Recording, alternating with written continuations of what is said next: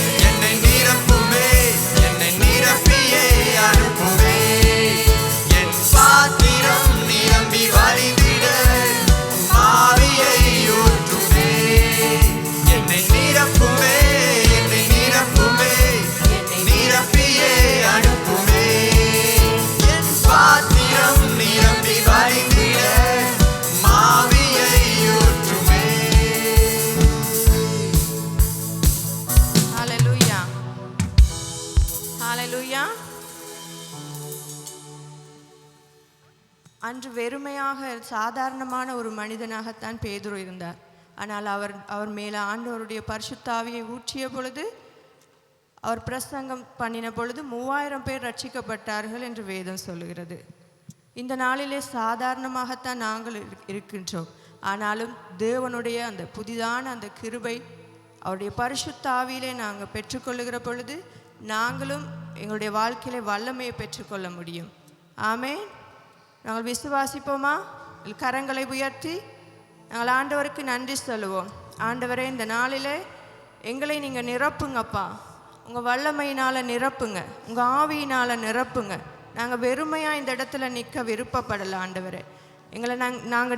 நாங்கள் ஆயத்தப்படுத்துகிறோம் ஆண்டவரே. நீங்கள் எங்களை நிரப்புங்க. நாங்கள் இந்த பாடலை நாங்கள் உண்மையாக எங்கள் இருதயத்திலிருந்து அறிக்கை செய்து நாங்கள் பாடுவோம். கர்த்தர் இந்த நாளில் எங்களை நிரப்புவார். ஆமென்.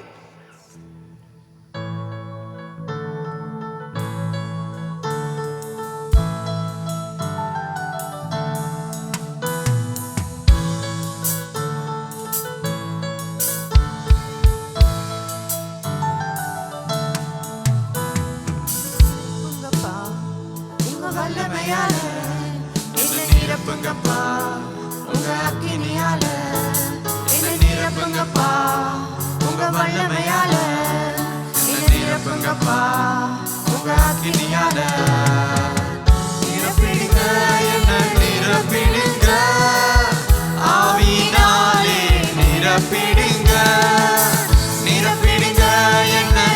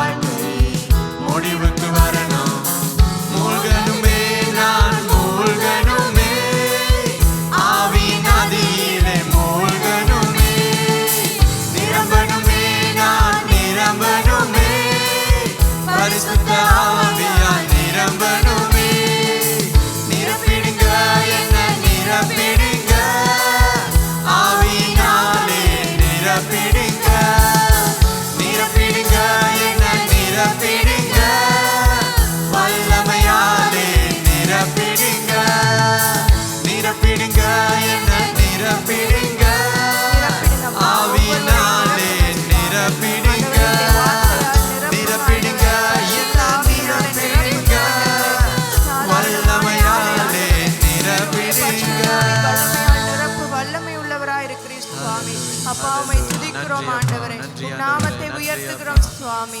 நன்றி நன்றி செலுத்துகிறோம். நன்றி நன்றி.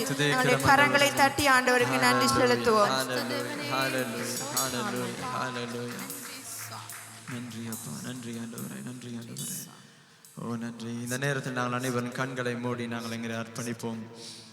இந்த நேரத்தில் வேற எந்த யோசனையும் வேண்டாம். நாங்கள் முழுவதாக ஆண்டவருக்கு அர்ப்பணித்து நாங்கள் காண்கின்றோம். அப்போஸ்தலர் நாட்களில் அவர்கள் அந்த 10 நாட்களாய் அவர்கள் ஆண்டவரை மாத்திரம் அவர்கள் சார்ந்த அந்த இடத்தில் காத்திருந்தார்கள். அப்பொழுதுதான் அந்த அற்புதம் நடந்தது. இந்த நேரத்தில் நாங்கள் வேற எந்த யோசனையும் இல்லாமல் இந்த நாளையை வெறுமையாய் போக்கிவிடாமல் நாங்கள் அந்த நேரத்தில் அர்ப்பணித்து நாங்கள் ஆண்டவருக்கு சொல்லுவோம். அப்பா ஆண்டவரே, இன்றைய நாள் இந்த இடத்தை விட்டு நான் போகும்போது நான் நிரம்பி போக வேண்டும் ஆண்டவரே. அப்பா உம்முடைய ஆவியினால் நான் நிரம்பி போக வேண்டும் ஆண்டவரே. அப்பா ஆண்டவரே, வெறும் அந்நிய பாஷையிலோ ஆண்டவரே தீர்க்க தரிசனம் சொல்வது மாத்திரமல்ல ஆண்டவரே, ஆனால் நான் வெளியே போய் ஆண்டவரே நான் அந்த இடத்தில் ஆண்டவர் ஒரு சாட்சியாய் நான் வாழ வேண்டும் அப்பா. என்ற இந்த நேரத்தில் நாங்கள் அனைவரும் கரங்களை உயர்த்தி நாங்கள் ஜெபிப்போம். ஹல்லேலூயா, ஹல்லேலூயா, ஹல்லேலூயா. அன்பும் இருக்கும் தமிழ் அப்பா ஆண்டவரே, எங்கள் ஒவ்வொருத்தரையும் ஆண்டவரே இந்த நேரத்தில் இந்த நாளில் அப்பா நீர் தொட வேண்டும் ஆண்டவரே. எங்கள் மத்தியில் நீர் இறங்க வேண்டும் ஆண்டவரே. எங்கள் மத்தியில் நீர் இறங்க வேண்டும் அப்பா. இன்றைய நாளில் ஆண்டவரே அப்பா உம்முடைய ஆவியினால் நாங்கள் நிரம்பி இந்த இடத்தை விட்டு செல்ல எங்களுக்கு உதவி செய்யுங்க ஆண்டவரே. அப்பா ஆண்டவரே, நீர் ஒரு மாற்றத்தை கொண்டு வர வேண்டும் எங்களுடைய வாழ்க்கைகளில் ஆண்டவரே. எங்களுடைய வாழ்க்கைகளில் ஒரு மாற்றத்தை கொண்டு வர வேண்டும் அப்பா. ஏதோ இதுவரை வாழ்ந்ததை போல் அல்ல ஆண்டவரே, இனிமேல் ஆண்டவரே உமக்கு சாட்சியாய் ஆண்டவரே உம்முடைய நாமத்துக்கு மகிமையை கொண்டு வரும் ஆண்டவரே ஒரு வாழ்க்கையை வாழ எங்களுக்கு உதவி செய்யுங்கப்பா. நாங்கள் எங்கள் அனைவரையும் இந்த நேரத்தில் அர்ப்பணிப்போம். நாங்கள் அர்ப்பணிப்போம். அனைவரும் வாய்களை திறந்து நாங்கள் ஜெபிப்போம். அந்நிய பாஷையில் ஜெபிக்க முடிந்தவர்கள் இந்த நேரத்தில் அந்நிய பாஷையில் ஜெபிங்கள். நீங்கள் சொல்லுங்க, ஆண்டவரே என்னை நிரப்புங்க ஆண்டவரே, உம்முடைய ஆவியினால் நிரப்புங்க ஆண்டவரே, நிரப்புங்க அப்பா. உம்முடைய வரங்களினால் நிரப்புங்க ஆண்டவரே. அப்பா ஆண்டவரே, இந்த கடைசி காலத்தில் ஆண்டவரே, இந்த அறுவடையின் காலத்தில் ஆண்டவரே அப்பா ஆண்டவரே நான் சாட்சியாய் வாழ ஆண்டவரே. ஆண்டவரே ஆத்துமாக்களை வென்று கொள்ளப்பா என்னை நிரப்புங்க ஆண்டவரே. உம்முடைய ஆவியினால் நிரப்புங்க என்று இந்த நேரத்தில் நாங்கள் உண்மையாக அவரை பார்த்து சொல்வோம். அப்பா ஆண்டவரே, எங்கள் ஒவ்வொருத்தரையும் நிரப்புங்க ஆண்டவரே. அப்பா உம்முடைய வரங்களினால் நிரப்புங்க ஆண்டவரே. இன்றைய நாள் ஆண்டவரே ஒரு அற்புதம் நடக்க வேண்டும் அப்பா எங்களுடைய மனதில் ஆண்டவரே.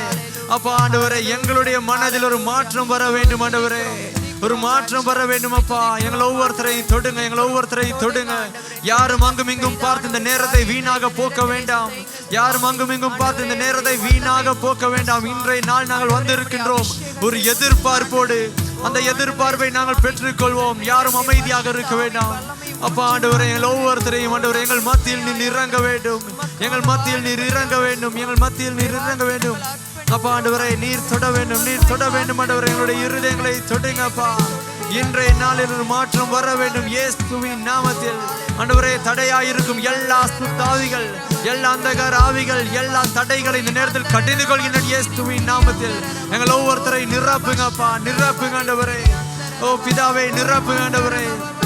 அப்பா உம்முடைய வார்த்தை சொல்வது போல ஆண்டவரே, பரிசுத்த ஆவியானவர் வரும் பொழுது அப்பா நாங்கள் வல்லமையினால் நாங்கள் நிரம்ப போகின்றோம் அப்பா ஆண்டவரே. அந்த வல்லமையினால் எங்களை நிரப்புங்க ஆண்டவரே. இன்றைய நாள் எங்களை நிரப்புங்க, எங்களை ஒவ்வொருத்தரை நிரப்புங்க. தொடுங்க தொடுங்க தொடுங்க இயேசுவின் நாமத்தில், இயேசுவின் நாமத்தில், இயேசுவின் நாமத்தில் அப்பா. எங்கள் மத்தியில் நீர் இறங்க வேண்டும் ஆண்டவரே. எங்கள் மத்தியில் நீர் இறங்க வேண்டும் அப்பா ஆண்டவரே. உம்முடைய அக்கினி ஆண்டவரே எங்கள் மத்தியில் இறங்க வேண்டும் ஆண்டவரே. உம்முடைய அக்கினி இறங்க வேண்டும் ஆண்டவரே. அப்பா ஆண்டவரே, நாங்கள் அனலான வாழ்க்கையை வாழ எங்களுக்கு ஆண்டவரே நீர் எங்கள் மத்தியில் இறங்க வேண்டும் அப்பா. இன்றைய நாளில் ஆண்டவரே எங்கள் ஒவ்வொருத்தரையும் தொடுங்க ஆண்டவரே. எங்கள் ஒவ்வொருத்தரையும் தொடுங்கப்பா இயேசுவின் நாமத்தில், இயேசுவின் நாமத்தில் அப்பா. உம்முடைய வல்லமை நீர் ஊற்ற வேண்டும் ஆண்டவரே. உம்முடைய அபிஷேகத்தினால் நீர் எங்களை நிரப்ப வேண்டும் ஆண்டவரே. ஓ நிரப்ப வேண்டும் அப்பா, நிரப்ப வேண்டும் ஆண்டவரே. ஆமாண்டவரே, ஆமாப்பா. ஆவியானவரே, ஆவியானவரே, உந்தன் வல்லமையை ஊற்றும் ஐயா. எல்லாருமாய் கைகளை உயர்த்தி. ஆவியானவரே, ஆவியானவரே, உந்தன் அபிஷேகத்தால் நிரப்பும் ஐயா. ஆவியானவரே, ஆவியானவரே, ஆவியானவரே, உந்தன் வல்லமை ஊற்றும் ஐயா. ஆவியானவரே,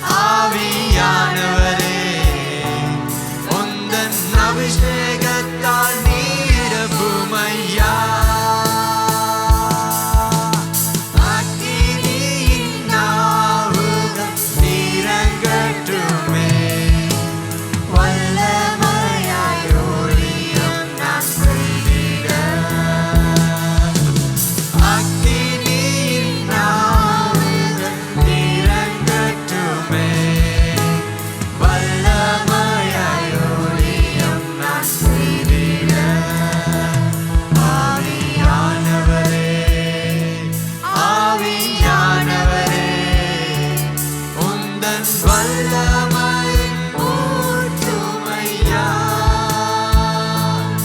ஆவியானவரே, ஆவியானவரே, உந்தன் அபிஷேகத்தால் நிரப்புமையா.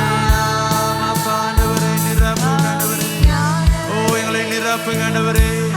உம்முடைய அபிஷேகத்தினால் உம்முடைய வல்லமையினால் எங்களை நிரப்புங்க ஆண்டவரே. ஆமா தகப்பனே, இன்றைய நாளில் நீ நிரப்ப வேண்டும் அப்பா ஆண்டவரே. நீ நிரப்ப வேண்டும் ஆண்டவரே. அப்பா உம்முடைய வார்த்தை வெறும் கட்டுக்கதை அல்ல ஆண்டவரே. ஆண்டவரே, அது சரித்திரம் அப்பா ஆண்டவரே. இன்றைய நாளில் ஆண்டவரே, இந்த அனுபவத்தை ஆண்டவரே ஒரு சரித்திரமாக மாற்றுங்கப்பா ஆண்டவரே. எங்கள் மத்தியில் நீர் இறங்க வேண்டும், எங்கள் மத்தியில் நீர் இறங்க வேண்டும் ஆண்டவரே. அப்பா எங்கள் மத்தியில் பரிசுத்தம் அதிகரிக்க வேண்டும் ஆண்டவரே. எங்களுடைய சபை ஆண்டவரே பரிசுத்தத்தினால் ஜொலிக்கணும் ஆண்டவரே.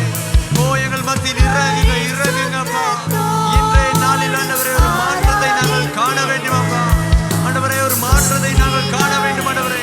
நாங்கள் விசுவாசிக்கின்றோம் அப்பா ஆண்டவரே. இந்த மாற்றத்தை நாங்கள் காணுவோம் இயேசுவின் நாமத்தில். ஆவியானவரே, உந்தன் வல்லமையை ஊற்றுமையா. ஆவியானவரே, ஆவியானவரே, உந்தன் அபிஷேகத்தால் நிரப்புமையா. நிரப்பிடுமே.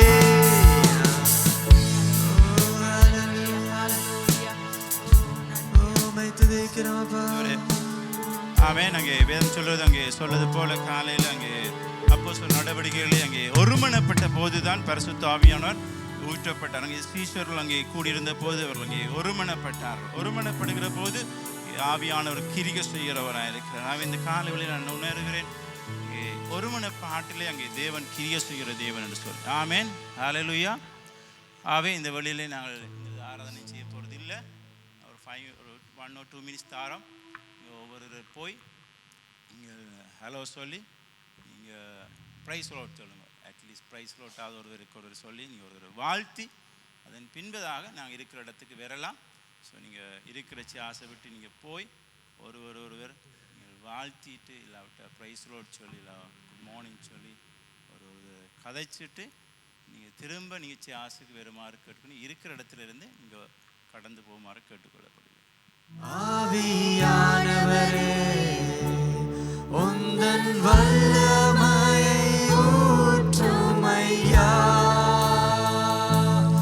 ஆவியானவரே, ஆவியானவரே, உந்தன் அபிஷேகத்தால் நிரப்புமையா.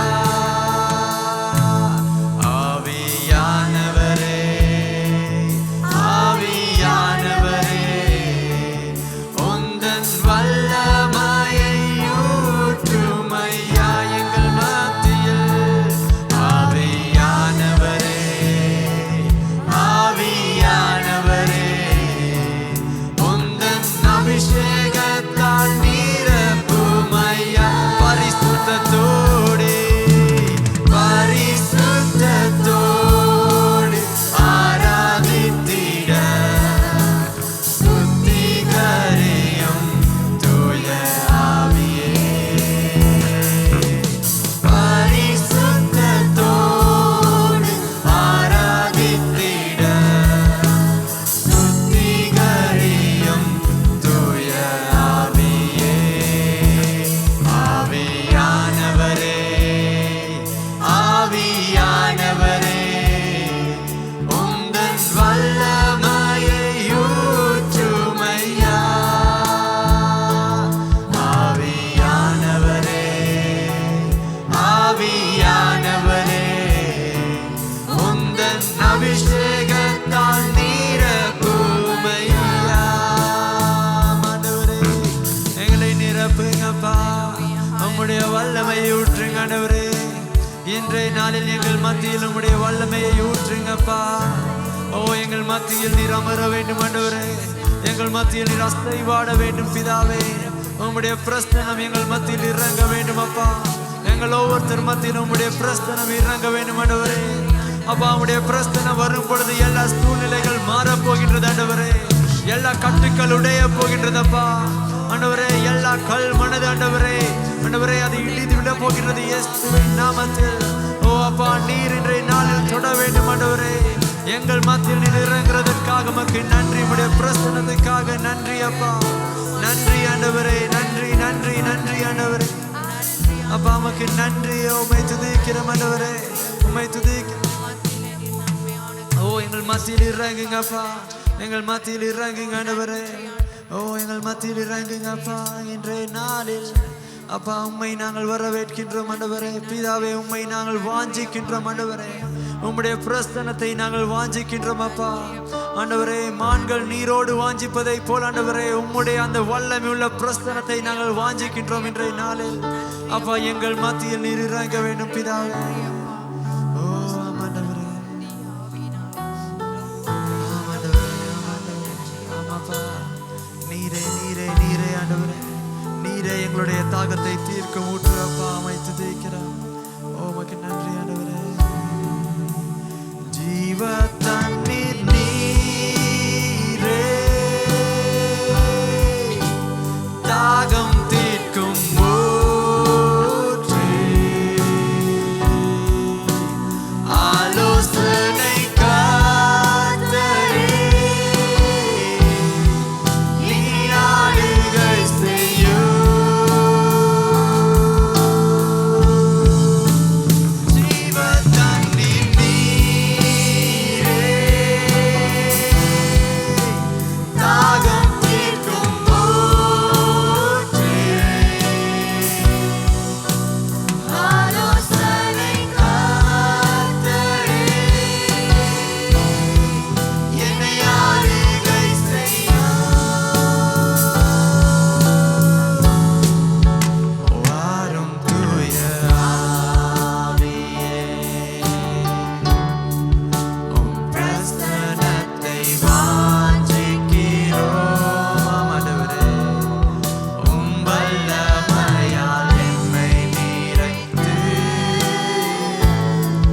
நீர் ஆளுகை செய்யும். வாரும் தூய ஆவியே உம் பிரசன்னத்தை வாஞ்சிக்கிறோம். உம்மை மாத்திரமே உம் வல்லமையால் என்னை நிறைத்து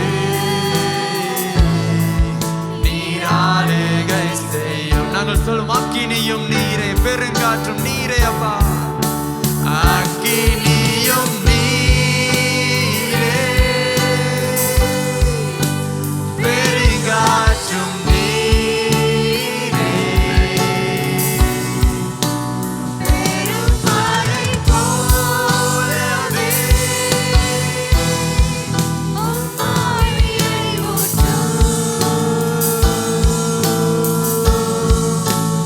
அக்கினியும் நீரே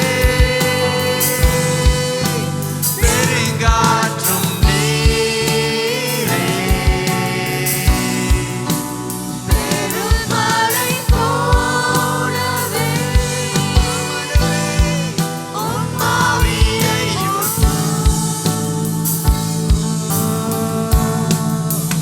வாரும் தூய ஆவியே உம் பிரசன்னத்தை வாஞ்சிக்கிறோம். உம் வல்லமையால் என்னை ஆமாண்டவரே நிரப்புங்கப்பா. நீர் ஆளுகை செய்யும். எங்களை ஆளுகை செய்யும் பிதாவே.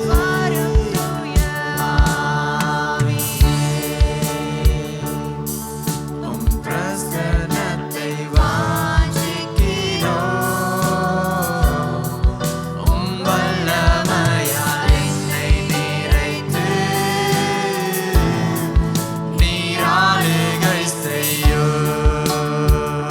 ஹல்லேலூயா. ஆமாண்டவரே ஆமாண்டவரே எங்களை ஆளுகை செய்யுங்கப்பா. இந்த நேரத்தில் எங்களை ஆளுகை செய்யுங்க ஆண்டவரே. அப்பா ஆண்டவரே எங்கள் மத்தியில் நீர் இறங்க வேண்டும் அப்பா. எங்கள் மத்தியில் நீர் இறங்க வேண்டும் ஆண்டவரே. ஆமாண்டவரே, எங்கள் மத்தியில் நீர் இறங்க வேண்டும் அப்பா. ஆமாண்டவரே, ஓ பிதாவே. ஹalleluya, ஹalleluya, ஹalleluya. அன்பான ஜனமே, இந்த நேரத்தில் நீங்கள் சிந்தித்து பார்க்க வேண்டும்.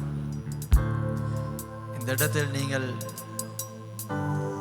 வெறுமையாக அமைதியாக ஒன்றுக்கும் இல்லாமல் நீங்கள் நின்று கொண்டிருந்தால் எப்பொழுதும் போல ஒரு ஞாயிறு ஆராதனையை மாத்திரமே இருக்கும். இது எந்த ஒரு வித்தியாசமும் இருக்காது. எங்களுடைய இருதயத்தின் வாஞ்சையின் படியே அந்த ஆண்டவர் எங்கள் மத்தியில் இறங்குவார். நீங்கள் இந்த நேரத்தில் வாஞ்சிக்காவிட்டால், இந்த இடத்தில் ஏனோ தானோ என்று நீங்கள் நின்று கொண்டிருந்தால் எந்த ஒரு பிரயோஜனமும் இல்லை. அதற்கு நாங்கள் உலகத்தோடு இருக்கலாம். நாங்கள் இந்த இடத்துக்கு வருவோம் என்றால் நாங்கள் அந்த ஆண்டவர்கிட்ட ஏதோ ஒரு காரியத்தை நாங்கள் எதிர்பார்க்க வேண்டும். அந்த ஆண்டவருக்கு முடியும் நாங்கள் எதிர்பார்க்கும் அனைத்தையும் பூர்த்தி செய்ய. அவர் சர்வ வல்லவராய் இருக்கின்றார். அப்போஸ்தலர் நாட்களில் அந்த நாட்கள் வித்தியாசமாய் இருந்தது. இந்த நாட்களை போல் அல்ல, இந்த சபைகளை போல் அல்ல. ஏனென்றால் அவர்கள் எதிர்பார்த்தார்கள், அவர்கள் ஆண்டவருக்கு விட்டு கொடுத்தார்கள், அவர்கள் அந்த இடத்தில் சரணடைந்தார்கள், அவருடைய பாவத்தை விட்டு விலகினார்கள், அடிமைத்தனத்தை விட்டு விலகினார்கள். இன்றைய நாளில் நாங்கள் குளிரும் இல்லாமல் அனலும் இல்லாமல் வாழ்க்கையை வாழ்ந்து கொண்டிருக்கின்றோம். நாங்கள் உலகத்துக்கு நாங்கள் எங்களுடைய தலையை அசைத்துக் கொண்டிருக்கின்றோம். இந்த நேரத்தில் நாங்கள் உண்மையாக எங்களை அர்ப்பணிப்போம். இந்த நேரத்தை நாங்கள் பிரயோஜனப்படுத்திக் கொள்வோம். நாங்கள் சொல்லுவோம், அப்பா ஆண்டவரே, நீர் நிரப்ப வேண்டும் அப்பா. ஆண்டவரே, நான் இந்த உலகத்துக்கு ஒளியாய் நான் வாழ வேண்டும் ஆண்டவரே. அப்பா, உம்முடைய நாமத்துக்கு மகிமையை கொண்டு வரும் ஒரு பாத்திரமாய் நான் வாழ வேண்டும் அப்பா. ஆண்டவரே, என்னுடைய சுயம், என்னுடைய மாம்சம் சாகணும் ஆண்டவரே. அப்பா, நான் என்னுடைய மாம்சத்துக்காக வாழ்ந்தது போதும் பிதாவே. ஆண்டவரே, எங்களை நாங்கள் அர்ப்பணிக்கின்றோம் அப்பா. இன்றைய நாளில் இந்த நேரத்தை எங்களை அர்ப்பணிக்கின்றோம் ஆண்டவரே. பிதாவே, கண்ணோக்கி பாருங்க ஆண்டவரே. ஆண்டவரே, எங்களுடைய கல்லான இருதயங்களை நீக்கி ஆண்டவரே மாம்சத்தின் இருதயத்தை தாங்கப்பா. எங்கள் மத்தியில் இறங்க வேண்டும் ஆண்டவரே. தேவ பிரசன்னமே இறங்கியே வந்திடுதே.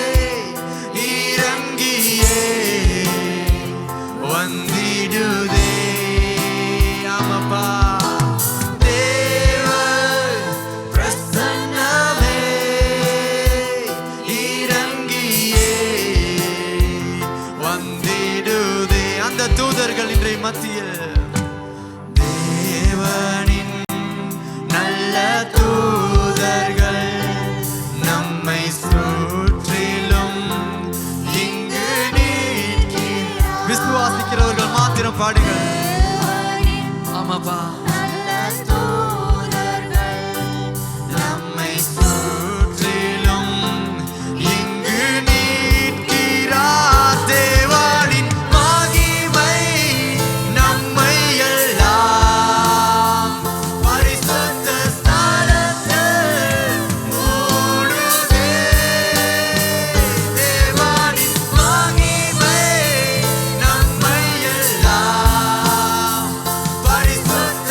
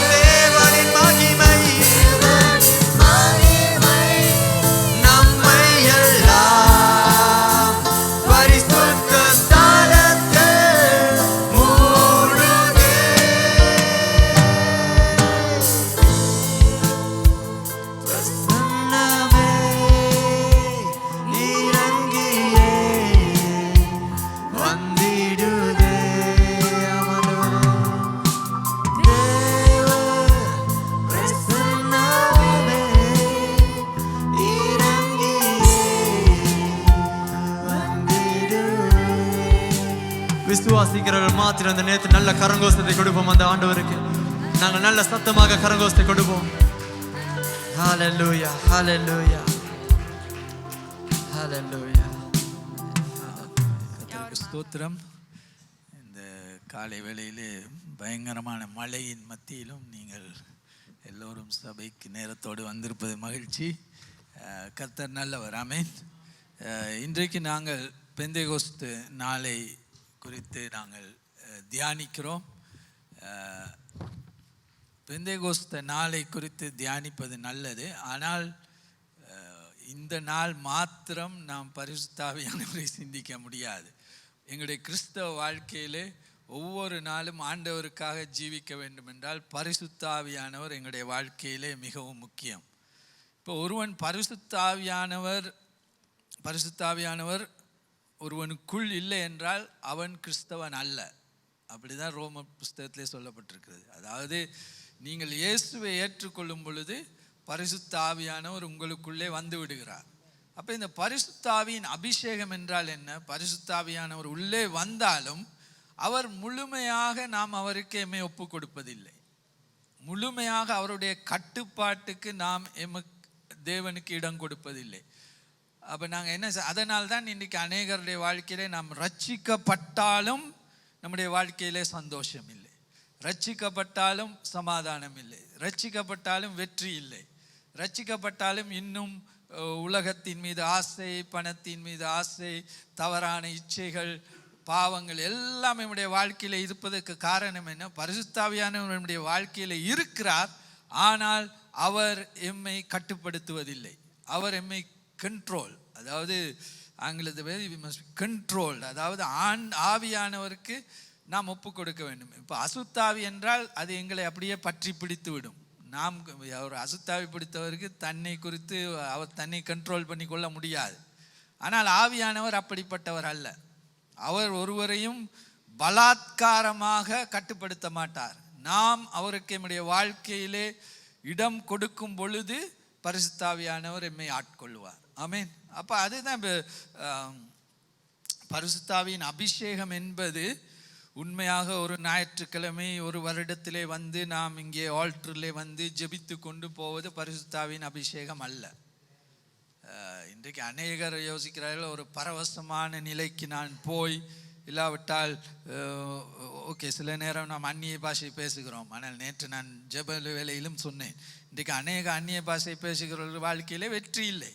அந்நிய பாஷை பேசுகிறார்கள், ஆனால் வாழ்க்கையிலே தோல்வி, இன்னும் அந்த பழைய பாவங்களிலே ஜீவிக்கிறார்கள். அப்போ அந்நிய பாஷை அல்ல, அங்கே ஆல்டருக்கு வந்து ஜெபித்து விட்டு போவதல்ல.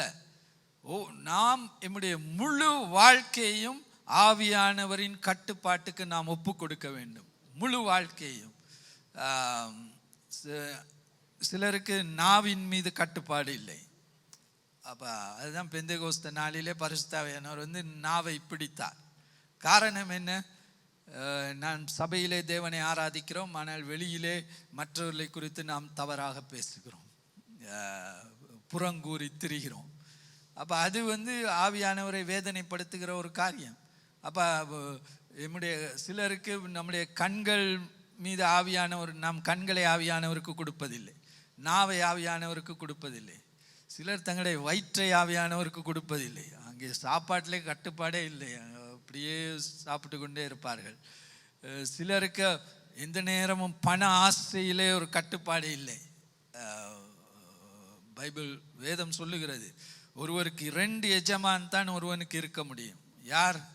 ஒன்று வந்து தேவன், மற்றது வந்து சாத்தான் என்று பைபிளிலே சொல்லவில்லை. என்ன சொல்லி இருக்கிறது? மற்றது வந்து பணம். அப்போ ஒன்று வந்து ஒருவன்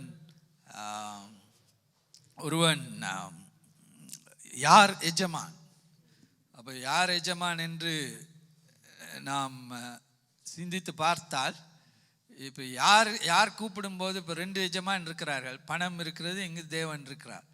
அப்போ 2 பேரும் கூப்பிடுகிறார்கள், நீ வா என்று. நாம் யாருடைய அழைப்புக்கு நாம் செவி கொடுக்கிறோமோ அந்த ஆள் தான் எங்களுடைய எஜமான். அதற்காக பணத்தை நாம் வைத்திருப்பது பாவம் அல்ல. நிறைய பணம் இருப்பதோ பேங்க் பேலன்ஸ் இருப்பதோ இது எதுவுமே பாவம் இல்லை. ஆனால் ஒரு நாளும் பணம் எம்முடைய எஜமானாக மாற முடியாது. அது எப்பொழுதும் நம்முடைய பணம் வந்து நம்முடைய வேலைக்காரனாகத்தான் இருக்க வேண்டும். ஆகையால் ஆவியின் நிறைவு என்பது, அப்போ இன்றைக்கு நான் அநேகர் அந்த ஒரு ஆவியின் அபிஷேக கூட்டத்திலே நாம் சில நேரம் சில உணர்வுகள் அனுபவங்கள் எங்களுக்கு கிடைக்கலாம். இன்றைக்கு அப்படி போலியான அனுபவங்கள் நிறைய உண்டு. இப்போ இந்த இது இருக்குது தானே, இப்போ ரோலெக்ஸ் வாட்ச் எடுத்தா அதில் இமிட்டேஷன் என்றால் போலியும் இருக்குது, ஒரிஜினல் சரியான விலை, அதை லேசிலே வாங்க முடியாது.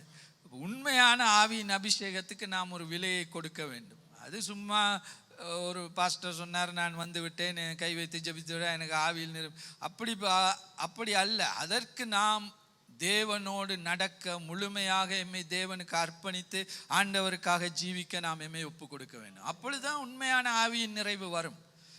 இப்போ இந்த இடத்துல லூக்கா சுவிசேஷம் 3ஆம் அதிகாரம் 21-22 வசனங்களை நாம் வாசிப்போம். லூக்கா 3:21-22. ஜனங்கள் எல்லாரும் ஞானஸ்நானம் பெற்றபோது இயேசுவும் ஞானஸ்நானம் பெற்று ஜெபம் பண்ணுகையில் வானம் திறக்கப்பட்டது. பரிசுத்த ஆவியானவர் ரூபங்கொண்டு புறாவைப் போல அவர் மேல் இறங்கினார். வானத்திலிருந்து ஒரு சத்தமும் உண்டாகி, நீர் என்னுடைய நேசகுமாரன், உம்மில் பிரியமாயிருக்கிறேன் என்று உரைத்தது. அப்போ இந்த இடத்துல நாங்கள் பார்க்கிறோம், இயேசு வந்து 30 வருடங்கள் அவர் அங்கே பெற்றோருக்கு கீழ்ப்படிந்து பெற்றோரோடு அந்த வீட்டிலே அவர் ஜீவித்தார். அந்த நேரமும் அவரோடு பரிசுத்த ஆவியானவர் இருந்தார். ஆனால் இப்பொழுது அங்கே வானம் அவருடைய ஊழியம் ஆரம்பிக்க போகிறது. அப்போ அந்த நேரத்திலே அவர் ஞானஸ்நானம் எடுத்தவுடன் அங்கே அவர் ஜெபம் பண்ணி கொண்டிருந்தார் என்று அங்கே சொல்லப்படுகிறது. அப்போ என்னத்தை ஜெபிச்சிருப்பார்? அதில் அந்த இடத்துல போடவில்லை, அவர் ஜெபம் பண்ணி கொண்டிருந்தார் என்று சொல்லப்பட்டிருக்கிறது. ஆனால் என்னத்துக்காக ஜெபித்திருப்பார்? ஆண்டவரே என்னை அபிஷேகம், உம்முடைய ஆவியானவரை என்மேல் அனுப்பும், ஏனென்றால் எனக்கு ஒரு பெரிய ஊழியத்தை நீர் வைத்திருக்கிறீர், அதை செய்து முடிக்க என்னுடைய பலத்தினால் என்னால் முடியாது, என்னுடைய அறிவினால் என்னுடைய சக்தியினால் முடியாது, உம்முடைய ஆவியானவரின் பலன் எனக்கு தேவை. அப்பொழுது அவர் ஜெபித்திருக்கும் பொழுது அங்கே வானம் திறக்கப்பட்டு பரிசுத்த ஆவியானவர் புறாவை போல் அவர் மீது இறங்கினார். அப்போ இந்த காலை வேளையில் நான் கேட்குற முதலாவது கேள்வி, எத்தனை பேர் இதற்காக ஜெபிக்கிறீர்கள்? ஆண்டவரே உம்முடைய ஆவியினால் என்னை நிரப்பும், என்னை உம்முடைய ஆவியினால் அபிஷேகியும். இப்போ இது வந்து மிகவும், இந்த வாஞ்சை எம்மிடத்தில் இல்லாவிட்டால் நாம் ஒரு போலியான அனுபவத்துக்குள் போய் அங்கே கடந்து போய் நான் பரிசுத்த ஆவியானவரை பெற்றுக்கொண்டேன் இப்போ என்று சொல்லி நாம் நம்முடைய மனதை திருப்திப்படுத்தி கொள்வோம். ஆனால் உண்மையான அனுபவத்துக்குள் நாம் கடந்து போக முடியாது. உண்மையான அனுபவத்துக்குள் நாம் கடந்து போக வேண்டுமென்றால் நாம் இதற்காக தேவனிடத்திலே ஜெபிக்க வேண்டும். ஆண்டவரே உம்முடைய ஆவியினால் என்னை நிரப்பும். ரெண்டாவது வந்து இந்த இடத்திலே புறாவை போல் ஆவியானவர் வந்தார் என்று சொல்லப்பட்டிருக்கிறது. ஆனால் பெந்தேகோஸ்த நாளிலே ஆவியானவர் வந்தபோது எப்படி வந்தார்? அக்கினியாக வந்தார். இயேசுவின் மீது வந்தபோது புறாவாக வந்தார். ஆனால் மற்ற சீஷர் மீது வரும்பொழுது அக்கினியாக வந்தார். ஏன் அக்கினியாக வர வேண்டும்? அக்கினியின் வேலை என்ன? அக்கினி வந்து இப்போ ஒரு தங்கத்திலே அழுக்கு காணப்படும் என்றால் அந்த அழுக்கை நீக்குவதற்கு அக்கினியை தான் பயன்படுத்துவார்கள்.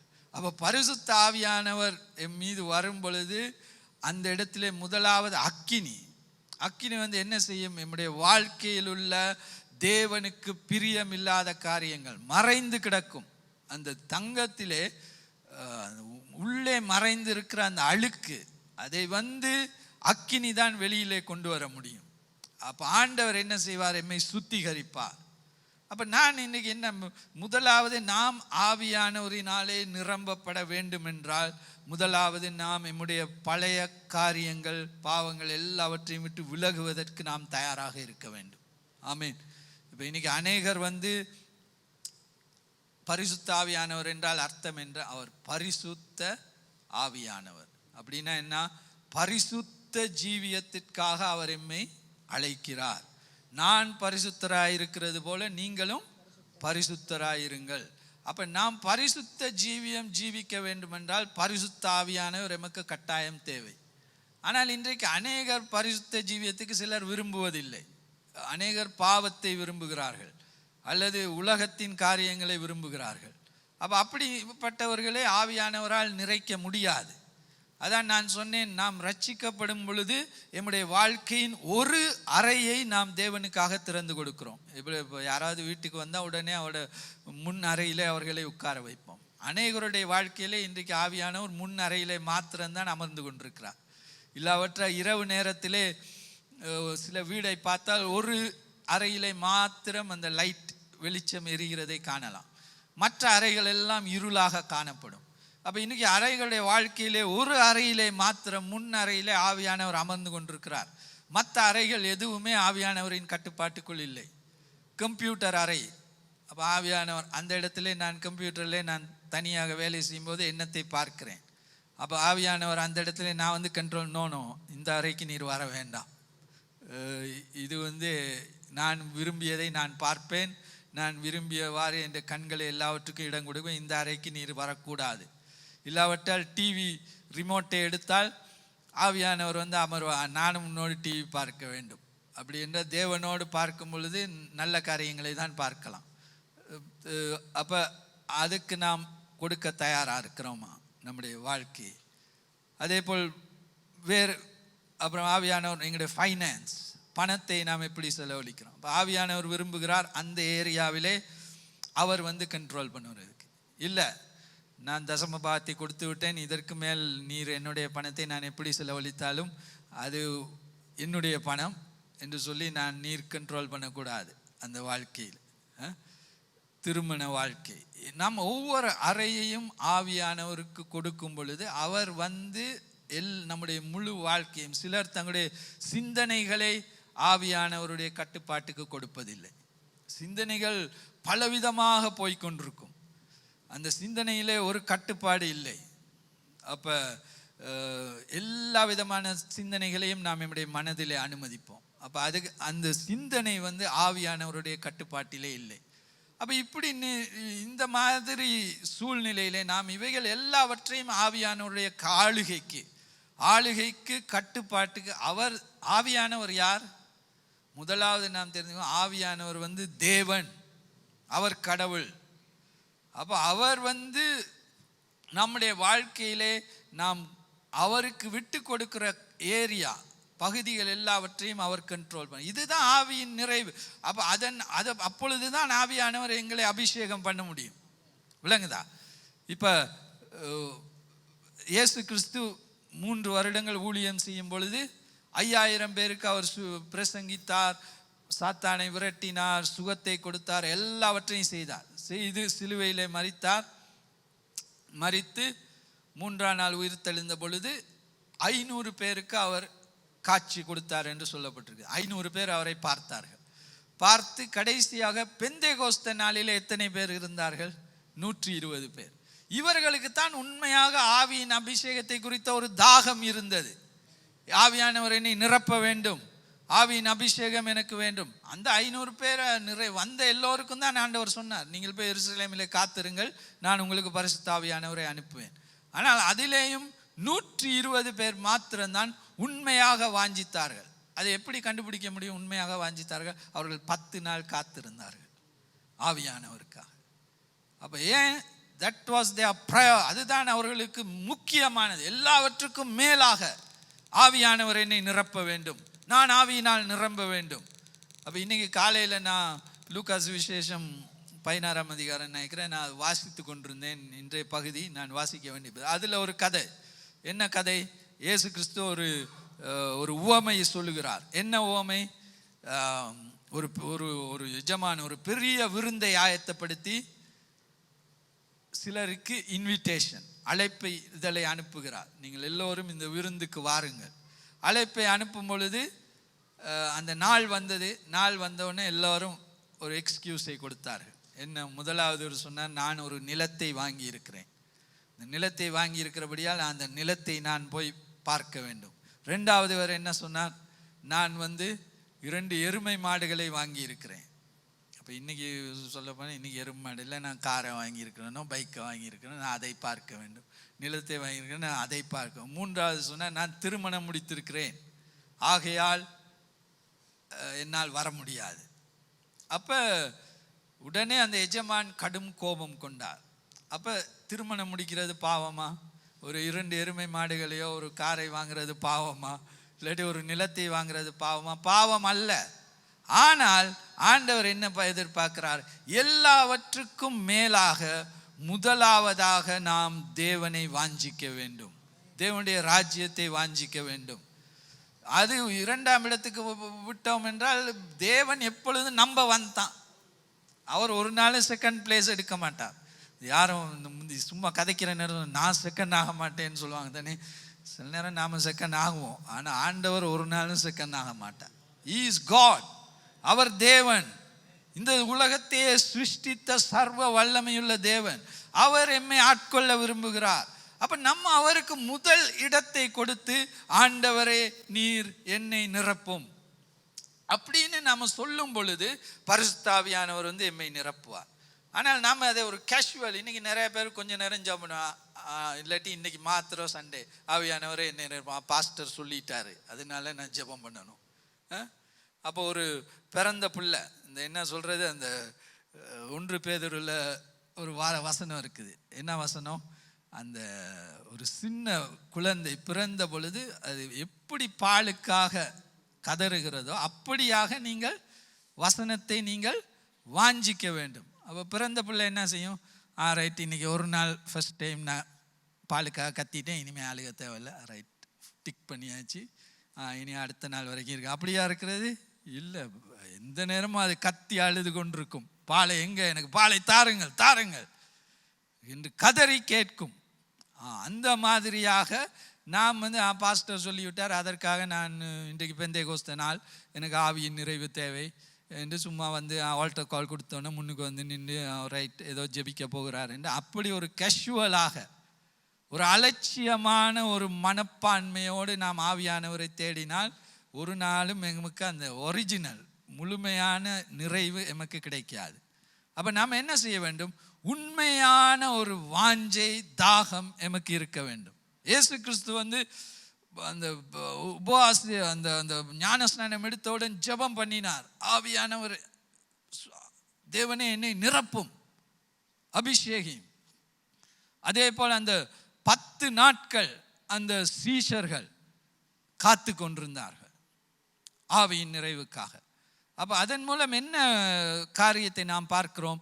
அது அவர்களுக்கு எல்லாவற்றையும் விட முக்கியமான ஒரு காரியமாக இருந்தது. ஆமென். அப்போ ஆகையால் நாம் உண்மையாக ஆவியின் நிறைவை இன்றைக்கு பெற்றுக்கொள்ள வேண்டும் என்றால், இப்போ எனக்கு தெரியாது எத்தனை பேர் உண்மையாக வாஞ்சிக்கிறீங்க, எத்தனை பேர், ஆனால் தேவனுக்கு தெரியும்.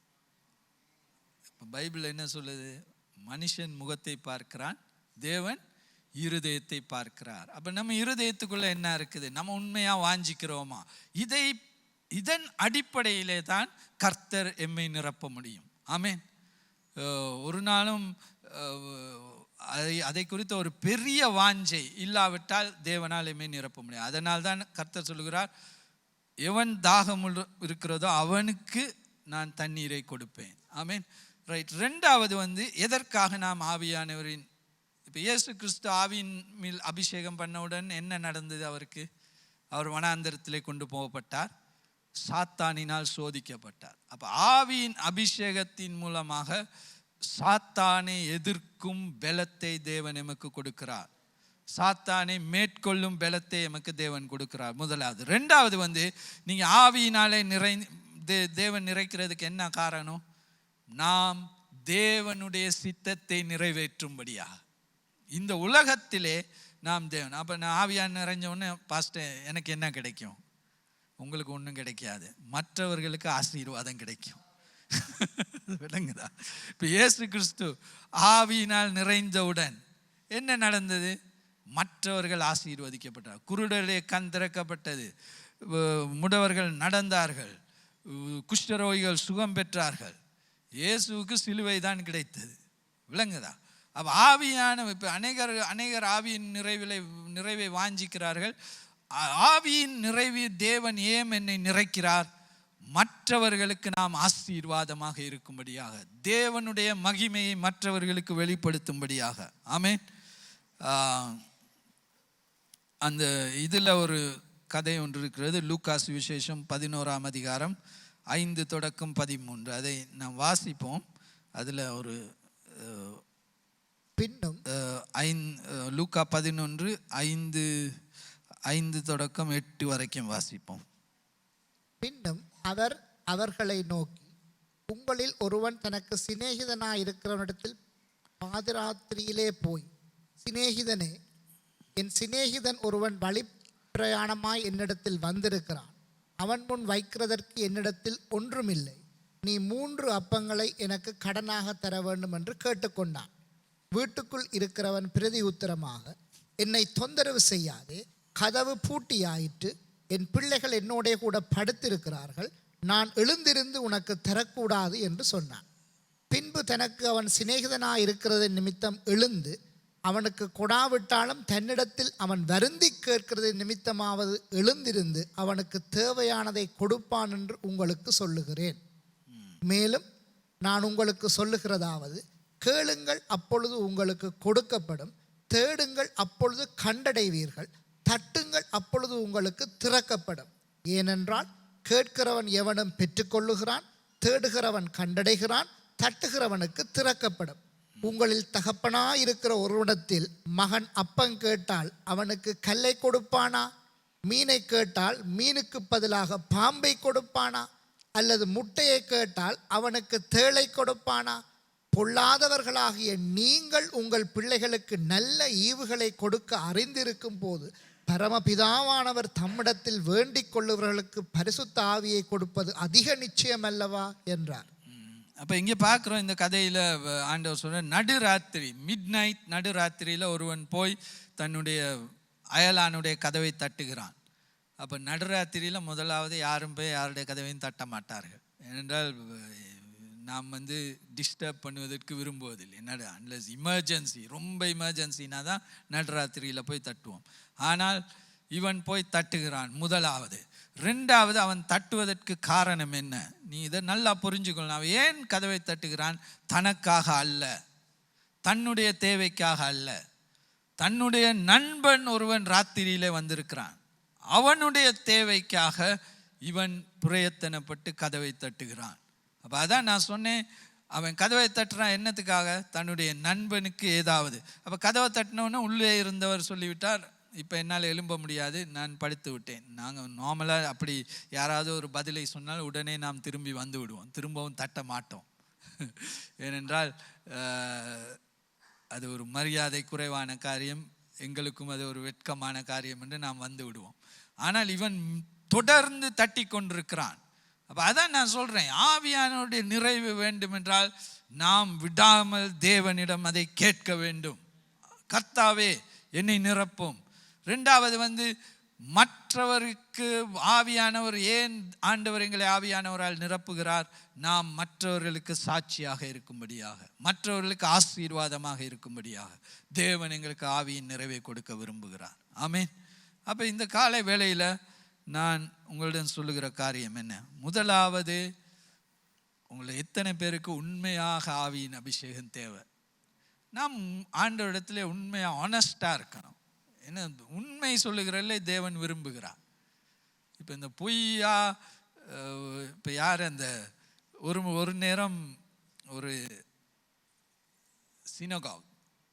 சினகாக் என்ன தமிழில் என்ன சொல்கிறது, தேவாலயத்தில் இந்த மாதிரி இயேசு பிரசங்கித்து கொண்டிருந்தார். அப்போ எல்லோரும் உட்கார்ந்திருந்தார், பரிசேயர் எல்லோரும் உட்கார்ந்திருந்தார்கள். உடனே இயேசு கிறிஸ்து என்ன சொன்னார்? அந்த விபச்சாரிகளும் டாக்ஸ் கலெக்டர்ஸ், வரி வசூலிப்பவர்கள் உங்களுக்கு முன்பாக தேவனுடைய ராஜ்யத்துக்குள் போகிறார்கள். உடனே அங்கே உள்ளவர்கள் எல்லோருக்கும் ஒரு பெரிய அதிர்ச்சி ஏற்பட்டது. ஏன் இயேசு இப்படி, இது எப்படி அவர் இந்த மாதிரி சொல்ல முடியும்? நாங்கள் பரிசேயர் சதுசேயர் எல்லோரும். அப்போ இயேசு ஏன் அப்படி இயேசு சொன்னார்? ஏனென்றால் இந்த பரிசேயர் சதுசேயர் அவர்கள் வெளிப்பிரகாரமாக எதையும் மறைக்கவில்லை. அவர்கள் நாங்கள் விபச்சாரிகள் தான், நாங்கள் விபச்சாரிகள் தான், நாங்கள் காசுக்கு பின்னால் போகிறோம், வரியை வசூலிக்கிறோம் என்றால் அதை ஓப்பனாக செய்தார்கள். அதே நேரம் யோவான் வந்து பிரசங்கித்த பொழுது உண்மையாக மனம் திரும்பி தேவனை ஏற்றுக்கொண்டார்கள். ஆனால் இந்த பரிசேயர் சதுசேயர் என்ன, அவர்கள் வெளிப்பிரகாரமாக பரிசுத்தவான்களைப் போல் காட்டிக்கொண்டு, ஆனால் அவருடைய மனதுக்குள் பலவிதமான பாவங்கள் காணப்பட்டது. அப்போ அதை அதான் சொன்னார், அவர்கள் வெளிப்பிரகாரமாக செய்தாலும் அவர்கள் ஆனஸ்ட், உண்மையானவர்கள். யோவான் ஸ்நானகன் பாவிகள் என்று சொன்னவுடன் மனம் திரும்பி ஞான ஸ்நானத்தை பெற்று வாழ்க்கையை மாற்றிக்கொண்டார். ஆனால் பரிசேயர் சதுசேயர், நீங்கள் வந்து பரிசுத்தவான்களைப் போல் அமர்ந்திருக்கிறீர்கள், ஆனால் உங்களுக்குள்ளே பலவிதமான எரிச்சல், கோபம், பொறாமை, பண ஆசை, எல்லா விதமான காரியங்களும் உங்களுக்குள்ளே இருக்கிறது. ஆனால் வெளிப்புறத்திலே நீங்கள் பரிசுத்தவான்களைப் போல காணப்படுகிறீர்கள். அப்போ ஆண்டவர் வந்து என்ன எதிர்பார்க்கிறார்? நாம் ஆனஸ்டாக இருக்க வேண்டும். நாம் ஆவிக்குரிய ரீதியிலே வளர்ச்சி அடைய வேண்டும் என்றால் தேவனுக்கு முன் நாம் உண்மையாக இருக்க வேண்டும். எதையும் தேவனுக்கு முன் மறைக்கக்கூடாது. ஆமென். பொய் சொன்னேன் என்றால் ஆண்டவர் சொல்லுவேன், ஆமாம் பொய் சொன்னேன், என்னை மன்னியும் ஆண்டவரே அப்படின்னு முதல்ல ஆண்டவர்கிட்ட மன்னிப்பு கேட்டு, ரெண்டாவது யாருக்கிட்ட அந்த பொய்யை சொன்னீங்களோ அவர்கிட்டையும் போயிட்டு சாரி நான் உங்கள்கிட்ட பொய் அது கொஞ்சம் கஷ்டம். ஏன்னா உண்மையாக அதன் மூலமாகத்தான் நாம் எப்படி தாழ்மை உள்ளவர்கள் என்று புரிந்து கொள்ளலாம். எப்படி ஆண்டவர்கிட்ட மன்னிப்பு கேட்குறது லேசு, ஆனால் பொய் சொன்னவர்கிட்ட போய் மன்னித்து கொள்ளுங்கள் நான் பொய் சொல்லிவிட்டேன் என்றால் அது ரொம்ப கஷ்டம். விளங்குதா? அப்போ we have to be honest. உண்மையாக இருக்க வேண்டும் தேவனுக்கு முன்பாக. எதை செய்தாலும் அதுதான் ஆண்டவர் தாவீதை நேசித்ததுக்கு காரணம். அதுதான் சவுலை தள்ளி வைத்ததற்கு காரணம். சவுல் என்ன சொன்னான்? ஆண்டவருக்கு கீழ்ப்படியாமல் பலிகள் எல்லாவற்றையும் செலுத்திவிட்டு, அப்போ உடனே சாமுவேல் கோவப்பட்டு ஆண்டவர் உன்னை ராஜ்யபாரத்திலிருந்து நீக்கிவிட்டார் என்று சொன்னவுடன் சவுல் என்ன சொன்னான்? அதை பற்றி அவனுக்கு கணக்கு, ஜனங்களுக்கு முன்பாக என்னை கௌரவப்படுத்தும். சாமுவேல் போக போனான், கோபமாக சாமுவேல் போக போன போது சொன்னால், ஜனங்களுக்கு முன்பாக நான் நல்லவனாக தெரிய வேண்டும், இன்னும் தேவன் என்னோடு இருக்கிறார் என்று. ஜனங்கள் எப்பொழுதோ தேவன் அவனை விட்டு போய்விட்டார். ஆனால் இவன் என்ன செய்கிறான்? ஜனங்களுக்கு முன்பாக நான் பரிசுத்தவான் போல் இருக்க வேண்டும், தேவன் என்னோடு இருக்கிறார் என்று காட்ட வேண்டும். ஆனால் தாவீது அப்படி அல்ல. அவன் பாவத்தை செய்தாலும் உண்மையாக அவன் உடனே ஏற்றுக்கொண்டு மனம் திரும்பினான். ஆமேன். அப்படிப்பட்டவர்களை ஆண்டவர் ஆவியினால் நிறைப்பார். அப்போ இந்த காலை வேளையிலே நீங்கள் வந்து உண்மையாக வாஞ்சை இல்லைன்னா ஆவியின் நிறைவுக்காக அது உண்மையை ஒத்துக்கொள்ளணும். உண்மையை ஒத்துக்கொண்டு ஆண்டவரிடம் சொல்லுங்கள், ஆண்டவரே எனக்கு பண ஆசை தான் இருக்கிறது, இல்லாவிட்டால் எனக்கு மனுஷர் முன்பாக நான் கௌரவப்பட வேண்டும் என்கிற ஆசை தான் எனக்கு இருக்கிறது, இல்லாவிட்டால் எனக்கு வேறு காரியங்களை குறித்து தான் எனக்கு ஆசை இருக்கிறது, உம்முடைய ராஜ்யத்தை எனக்கு முதலாவதாக போட முடியவில்லை, உம்முடைய ராஜ்யத்தை நான் முதலாவதாக நான் தேடவில்லை, இதுதான் உண்மை. அதை நாம் ஒத்துக்கொள்ள வேண்டும். அப்படி நாம் ஒத்துக்கொண்டால், இல்லாவிட்டால் நான் சொல்லுவதற்காக நீங்கள் வந்து சும்மா கையை ஊதினா உண்மையாக தேவன் உங்களை அபிஷேகம் பண்ண முடியாது. யார் உங்களை யோவான் ஸ்நானகன் என்ன சொன்னார்? நான் ஜலத்தினால் அபிஷேகம் பண்ணுகிறேன், ஆனால் எனக்கு பின் ஒருவர் வருகிறார், அவர் உங்களை பரிசுத்தாவியினாலும் அக்கினியினால் நிரப்புவார். அப்போ யார் உங்களை அக்கினியினால் நிரப்புவார்? பரிசுத்தாவின் இயேசு கிறிஸ்து. அப்போ இயேசு கிறிஸ்து நம்மை நிரப்ப வேண்டும் என்றால் நாம் அவருக்கு முன் உண்மையாக இருக்க வேண்டும். ஆமேன். அப்போ அந்த மாதிரி நீங்கள் தீர்மானம் எடுக்க விருப்பமா? அதுதான் உண்மையான ஆவிக்குரியவனுக்கும் ஒரு ரிலிஜியஸ் பர்சனுக்கும் உள்ள வித்தியாசம். ரிலிஜியஸ்னால் அந்த சடங்காச்சாரங்கள் அதன்படி தேவனை பின்பற்றுகிறவருக்கும் ஆவிக்குரிய மனுஷனுக்கு உள்ள வித்தியாசம் வந்து நாம் மனம் திரும்பி நம்மை தேவனுக்கு ஒப்பு கொடுக்க விரும்புகிறோம். ஹல்லேலூயா. அப்போ இந்த காலை வேளையிலே தேவன் நம் ஒவ்வொருவரையும் ஆவியினால் நிரப்ப ஆசைப்படுகிறார். ஆமென். பட் நாம் உண்மையாக அதை வாஞ்சிக்க வேண்டும், உண்மையாக சொல்ல வேண்டும், தேவனே என்னை நிரப்பும். ஹல்லேலூயா. அப்போ இந்த காலை வேளையில் நாங்கள் எல்லோரும் கொஞ்ச நேரம் நாம்